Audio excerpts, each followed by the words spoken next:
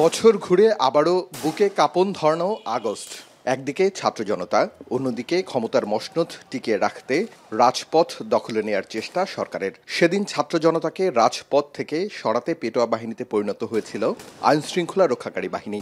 হামলা মামলা দিয়ে যখন কাজ হচ্ছিল না, তখন শুরু হয় অস্ত্রের ব্যবহার।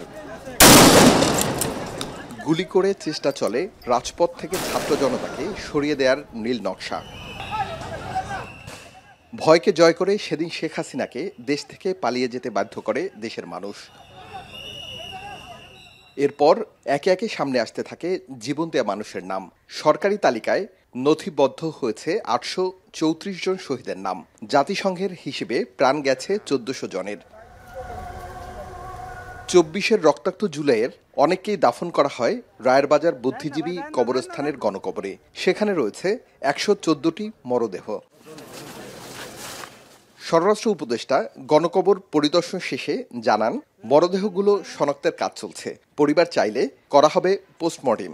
এখানে প্রায় ১১৪ জনের গণকবর রয়ে গেছে, যাদের আমরা এখন পর্যন্ত আইডেন্টিফাই করতে পারি নাই। আমরা চেষ্টা করতেছি। অনেক সময় আগে একটা ছিল, তাদের যারা উত্তরসূরি রেখে গেছেন তাদের ভিতরে একটা ছিল যে কেউ চাচ্ছিল এটা শনাক্ত করা হোক, কেউ চাচ্ছিল না। এখন তারা মোটামুটি নাকি রাজি হয়েছে।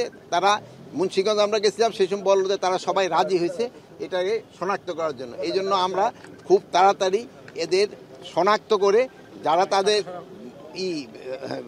বডি এখানে রাখতে চায় তারা এখানে রাখতে পারবে, আর যদি কেউ নিয়ে যেতে চায় ওটাও নিয়ে যেতে পারবে।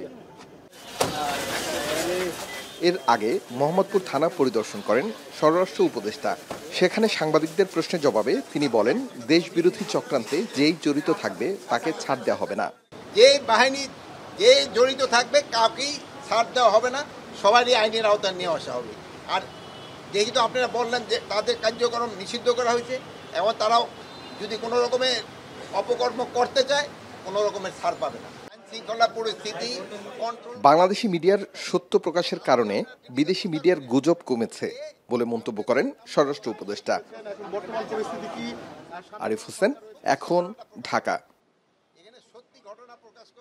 শাইনি চুলে এখন হবে সব হেয়ার স্টাইল। সিল্কোর দ্বিগুণ শাইনি চুল প্রতিদিন।